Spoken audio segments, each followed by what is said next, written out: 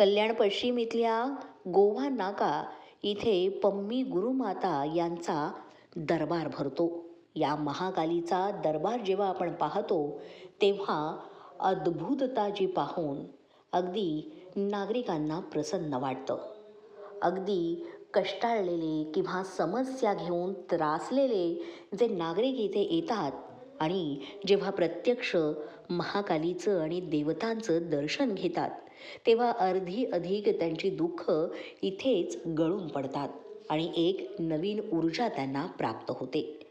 अतिशय दूरहून लोक आपल्या समस्या इथे घेऊन येतात आणि पम्मी गुरुमाता देवाकडे गाऱ्हाण मांडून आणि देवाचा भंडारा देऊन त्या समस्या सोडवण्यासाठी अगदी सकाळी 7 वाजल्यापासून ते दुसऱ्या दिवशीच्या पहाटे 3 ते 4 वाजेपर्यंत कार्यरत असतात.